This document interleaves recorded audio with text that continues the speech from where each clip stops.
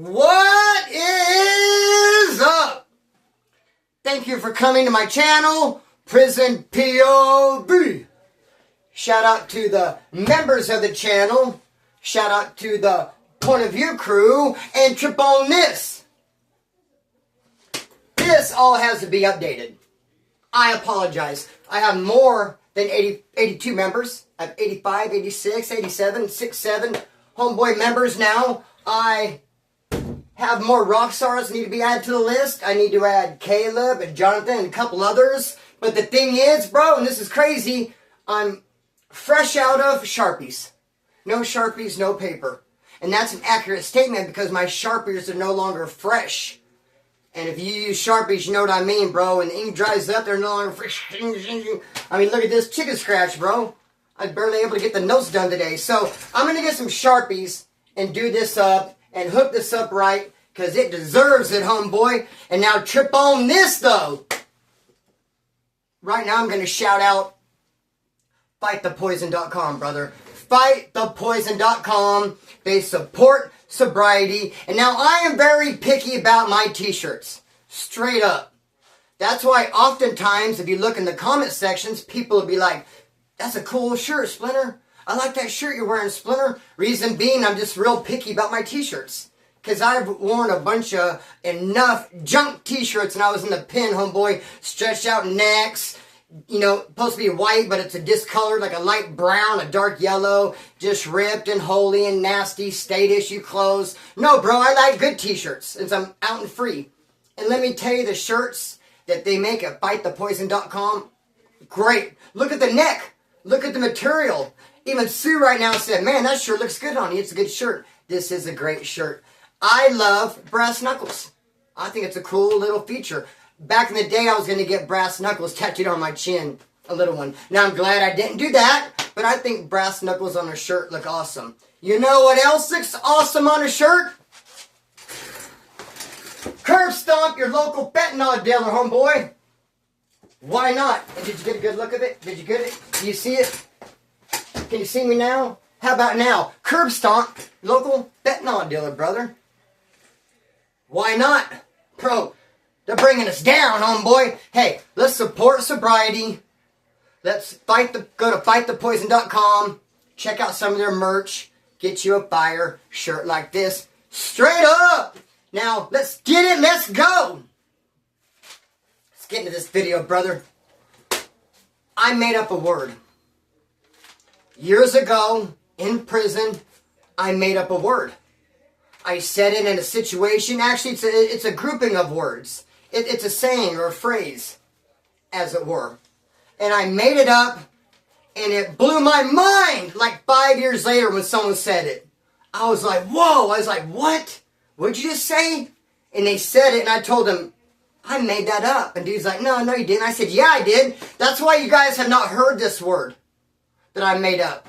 Because I'm real sensitive about it. And if people were to say, no, you didn't make that up, bro, that would hurt. Because I did make it up. It's a famous word, a famous saying.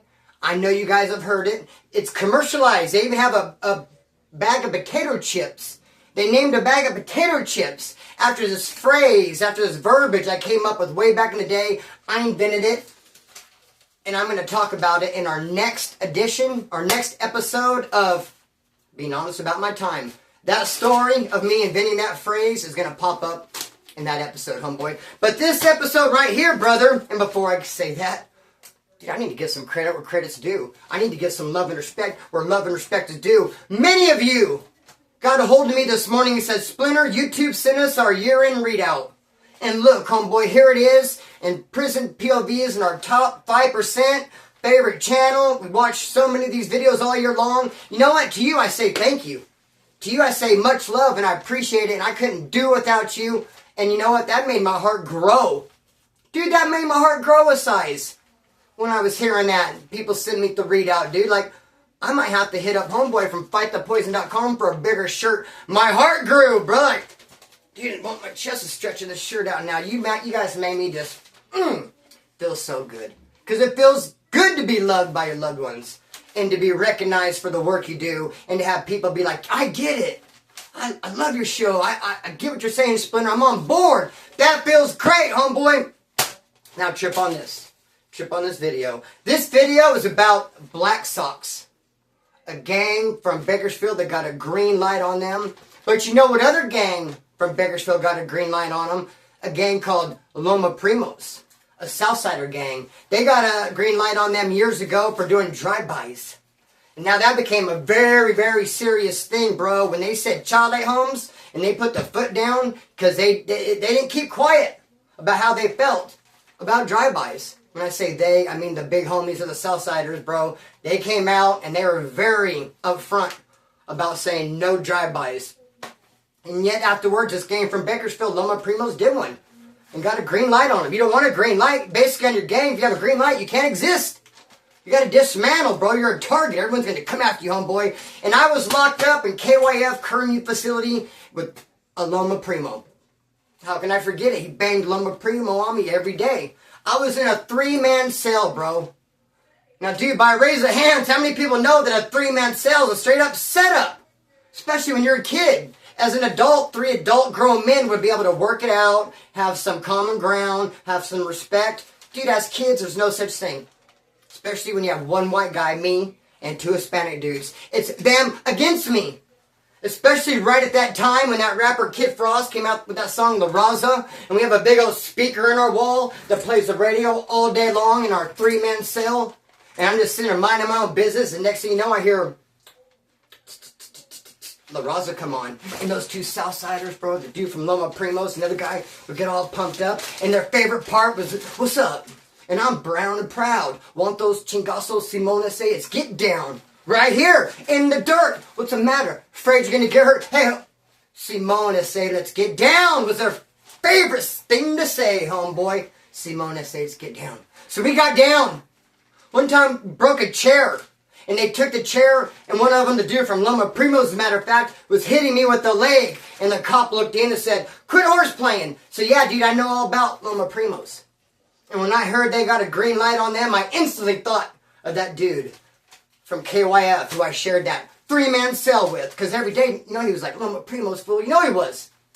Then later I seen him in Wasco Reception after the green light. And I was like, hey, long time no see, my friend. My good friend from Loma Primos. What's up, bro? And he's like, shh, what do you mean? Huh? I'm not from Loma Primos. Yeah, you remember me? KYF? Yeah, I'm certain Loma Primos. You talked about it all the time. What's wrong? Dude, I fronted him off. I put him on Front Street. I ran him over with the bus and then backed it up and ran him over again. Why not? Why not, homeboy? But we're not here to talk about Loma Primos, brother. We're here to talk about the Black Sox gang from Bakersfield. They got a green light on them. Now, the Black Sox were started by a wood, a skinhead, and a chick. And now chicks can be tough, bro. I got the brakes beat off of me in the 7th grade by this girl named Anita. And I did not want to get off the school bus when it was time to get off at our stop, me and Anita. Because a fight started on the school bus and I can't even remember why or what over. I just remember something to do with Salt and Pepper. The female rap group. Maybe I called her Salt and Pepper. Maybe she was singing Salt and Pepper and I said, shut up. I can't remember. I just remember Salt, Pepper, and this girl, Anita, in the 7th grade, beating the brakes off me. And me not wanting to get off the bus stop. When the bus was getting close and me and Anita were going to have to get off, and she already said, I'm whooping your ass, I was thinking to myself, hey, I should get off at the next stop and go to my friend Larry's house. Why not? In fact, Larry was with me on the bus, and I'm like, Larry, could I come to your house and hang out for a little while? He's like, why? Why do you want to go to my house? Oh, no reason. And Anita's just looking at me, just snarling, homeboy. Oh, no reason.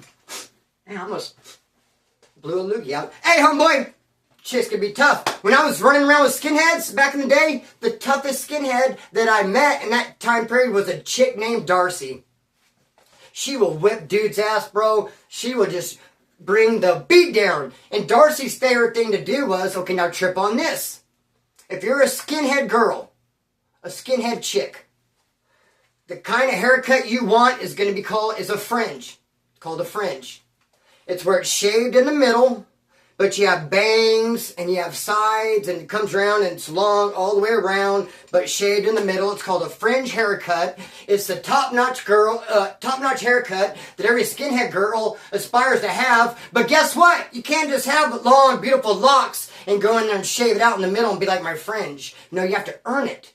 As a skinhead girl, you have to shave your head and then grow your hair out and make that fringe. Darcy would just run all over Bakersfield, whipping ass on any skinhead girl she found out that cut herself a fringe and didn't earn it. She would shave their heads. She whipped dudes' asses, homeboy. She was bringing the thunder, dog.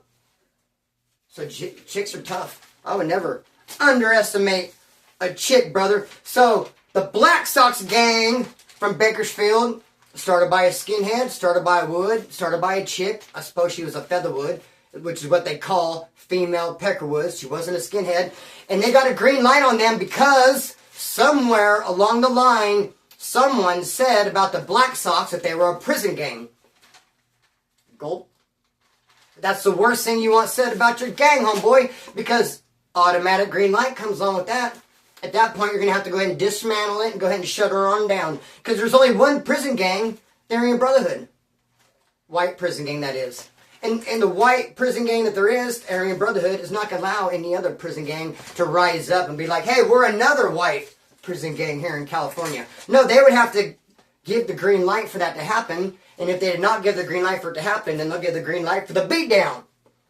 So, bro, Black Sox got a green light on them because someone said along the way, along the line, they were a prison gang, bro. And like I said, Black Sox is started by a skinhead, a wood, and a chick. I'm not going to talk about the chick at all because I don't know her. And I'm not talking about her at all. And I'm not going to talk about the wood at all either. Believe it or not, he's popped up in my videos a few times. I don't feel like mentioning him because he doesn't have a nickname. But I'll tell you about the skinhead who started Black Sox. His name is Drifter. I'll tell you about Drifter, homeboy. Now, back in the day, dude, I lost my mind. Straight up lost my mind. I went into Kern County Jail, and I was not Splinter. I was not the dude that you see here in front of you talking today. Oh, no. I was a whole another person. And you know what's crazy about that 7-10 days when I straight out lost my mind in the county jail? I was in a single man cell. I mean, praise God. You never have a single man cell, bro, in D-Pod, in Kern County Jail, pre-trial. Never. Dude, those cells, I mean, if anything, as soon as your cellie leaves, in comes another dude. For me not to have a cellie for 7-10 days was some kind of divine intervention, because had I gotten a cellie, I would have whacked him or he would have whacked me. Guarantee it. I was out of my mind. One time I was laying in my bed on the bottom bunk, just me in the cell. I had to pee. I whipped my pecker out and just peed. On the floor while I was laying in my bed. Then got up and cleaned it. And when Drifter came to my cell door, I was like, I just peed all over the floor. He's like, dude, I went out into the day room. Now I was in D-Pod. D-Pod has rolling lockouts. Say there's 20 cells. Only 5 cells open at a time. 5 cells out, so 10 people out. 15 cells shut down. A couple hours goes by. Those 5 cells get locked up. 5 more cells come out. 5 different. A rolling lockout. 5 cells out at a time. So, bro, the people I was out with were just black dudes. One white dude and some black dudes. I think they're some Pisces, whatever. So I'm out there, bro, and I walk over to a black dude and challenge him to a game of pinochle. And I sit down at the black table. This is racially segregated, racially just gangbanging off the hook, bro. Separation to the max. Woods and Southsiders over here. Blacks over here. I went over to a black table, sat down, and told this black dude, you don't know nothing about pinochle. Start playing with them. He even got all tripped out and like, whoa, something can happen to me. Drifter had the keys to the whole pod. He was a porter. He'd been there a long time. Cops pretty much let him do what he wanted to do. Dude, he flagged his door. Like I said, he was on a different lockout. The tower cop let him out. He came running over to me. Got me by my shirt. He's like, what the fuck you doing, bro? And I came out of it a little bit. I was like, he's like, are you heart checking me, Splinter? Do you think I won't have something done to you? I was like, no, bro, I know you will. He's like, dude, you're playing cards with these blacks, dude. This is my house, homeboy. You're disrespecting me. You're disrespecting us. What's up, dude? This isn't you. This isn't like you. And I had like a moment of clarity. He's like, break off 123 for the house. I had to break off 123 burpees. Dude, I was out of my freaking mind. And then one day I was laying there, dude, and I just snapped out of it. And I was like, whoa, that was weird. I didn't even know I was in jail. I thought I was at a men's home called Legacy. I called Sue from the jail phones and told her at court there was a ficus tree next to the judge. I want you to go put heroin in it. Because when I go to court tomorrow, I'm going to act like I trip in front of the judge and put my hand in that ficus tree and plus some of the heroin, bro, and hoop it. I lost my freaking mind, bro, and Drifter had the keys. to the building, to the pod at that time, dog. Now, another thing that happened. Like I said, Drifter was there a long time. When I was there and I lost my mind, I ended up leaving, going to prison and paroling, then come back to county jail. Drifter is still there, still has the keys to the whole damn thing.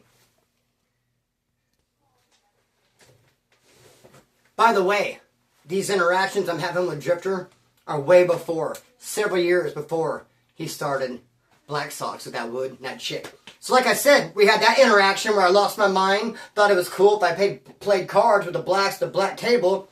Drifter thought I was heart checking him, homeboy, maybe break off 123 burpees. I ended up going to pin, I ended up paroling, I come right back, Drifter's still there, never left. Go right back into D-Pod, rolling lockouts. There in the bottom corner, on the bottom tier is this weird Nazi lowrider dude. I don't know why I did the air quotes. What does that mean? In my head it means like, in other words, I'm telling you like quote unquote, like he says. Is that what it means? When I go a Nazi lowrider dude. By that I'm saying like, according to him, we weren't sure. So this weird dude, he said he was a Nazi lowrider. I didn't see an NLR tattoo on him anywhere. And bro, they're pretty firm about it for NLR, have an NLR tat. I mean, even back in the day, bro, you had to earn every letter. You had to earn the N. You put some work in, you stab somebody, you get the N. And later on, you stab someone, you get the L. You stab her to earn every letter. You at least need to earn the NLR. You at least need to have the NLR. I'm getting worked up, bro, at just the thought of this clown saying he was a Nazi lowrider without having NLR on him. It's causing me to actually stutter and get ahead of myself. Let's go ahead and bump it on down a notch, Splinter. Let's go ahead and downshift from 5th to 4th. I think you're cool. No to 3rd. This dude is a straight up clown. Didn't see an NLR tattoo on him anywhere. He always wore a towel around his neck, and he had it stuffed into a shirt. He said because it made him look bigger. I think it was because he was afraid someone was going to hit him on his neck. So he's down there, celled up, like I said, in the bottom. He's down on the bottom tier, in the bottom corner, in the far corner, and he's celled up with a Southsider dude. Different unlocks. This time I'm out on the unlock. I'm out with all Southsiders. This dude named Tank. This dude named Toro. A bunch of Southsiders, bro. One would with me. He was there for arson, and he was a freaking J-Cat. He would just have panic attacks upon panic attacks in his cell. He couldn't do the cell time.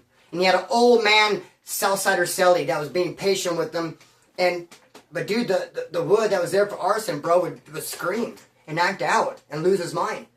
And I told the old Southsider dude, I said, look, man, thank you for being patient with them. If it's a problem, let's push some paperwork, get them moved in with me. I don't expect you to sit and tolerate that. I'll have even more patience with them than you will. He's my race. My apologies. He couldn't even do cell time, bro, so that's my backup. That's who I'm there with. And this dude, this NLR, with this towel wrapped around his neck, is celled up with a Southsider. We're out there in the day room. They end up getting in a fight in the cell, chucking them. And I'm out there with all Southsiders. Now, what happens if a Wood and a Southsider fight? Then all the Woods and Southsiders fight. I mean, me and these Southsiders aren't going to sit and watch it. I mean, if these Woods and Southsiders fighting over here, the ones that are over here are not just going to watch and be like, ooh, they're going to automatically, just as a knee-jerk reaction, just get involved.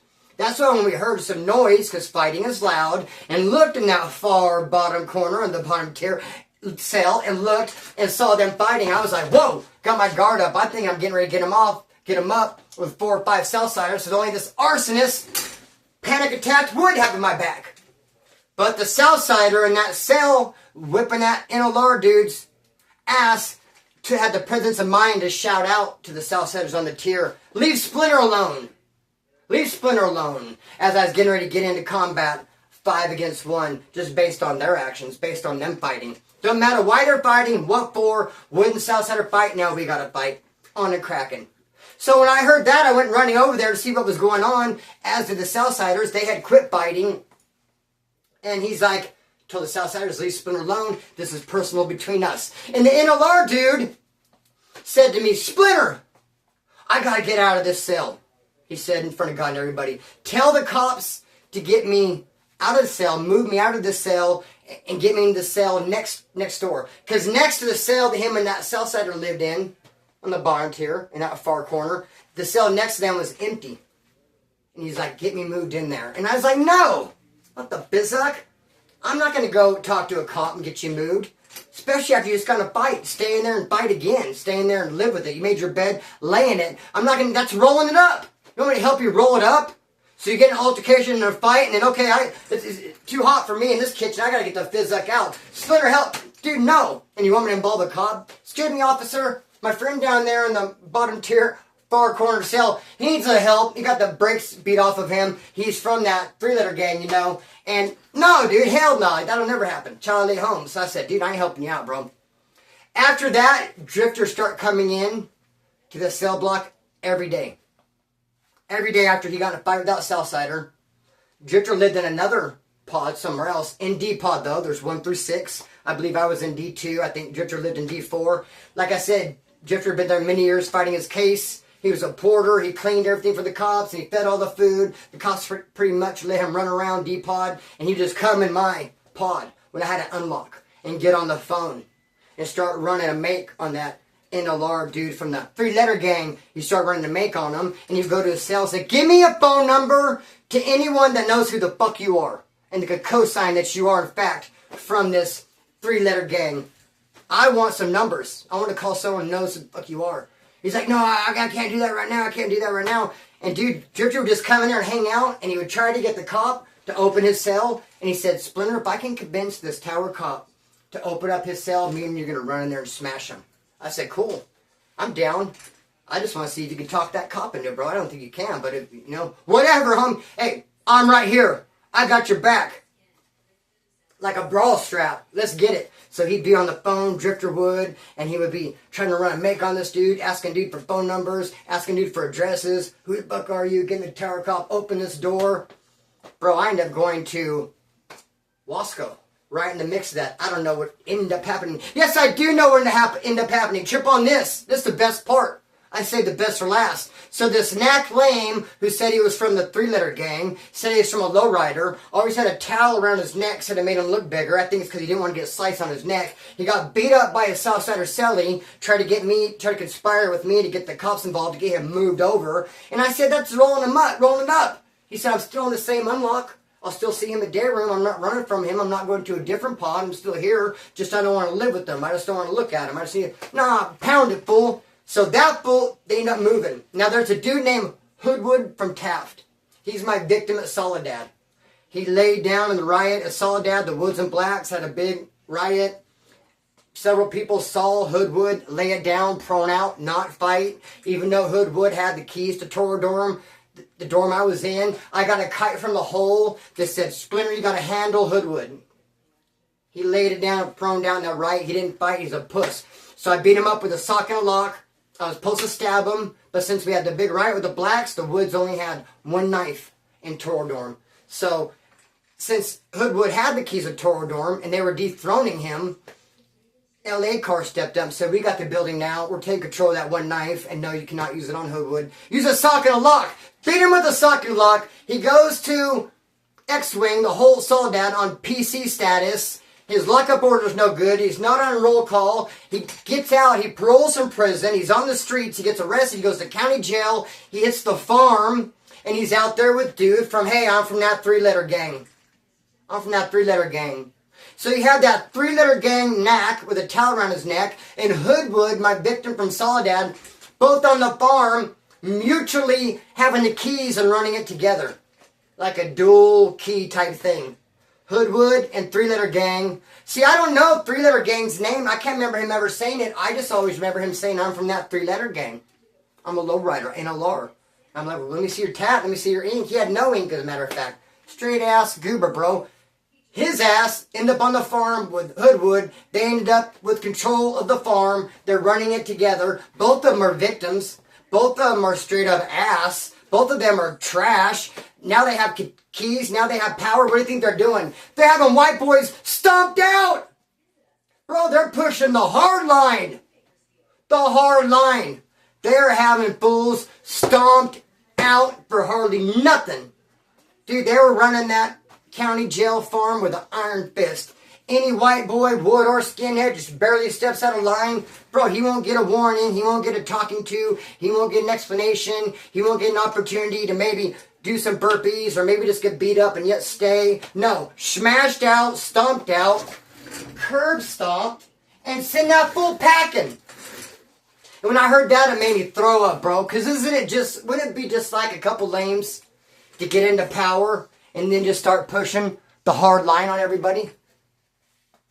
A couple lames who are victims themselves get out there in power. And now I've already told you too, a lot of times people who are victims, who get victimized, who go to prison and they get 2-on-1 or they get stabbed, it's the county jail and they get moved to the next spot, like not everybody knows about it. They'll try to get into a position of power, that way they can control the information. I mean, if a kite comes in from D5, from D1, and you're in charge of D5, you get that kite that came from D1. And if it says, hey, whack Hoodwood, and you're Hoodwood, you could throw it away. But if Splinter gets the kite and it says whack Hoodwood, I'd be like, again? I got that fool once, where's he at? So, where's he at? Bro, sometimes my vocabulary is just bing, bing, bing, bing, bing, bing, bing, bing. That's why it's surprising to say I made up a word. You guys are going to trip. Hey, brother.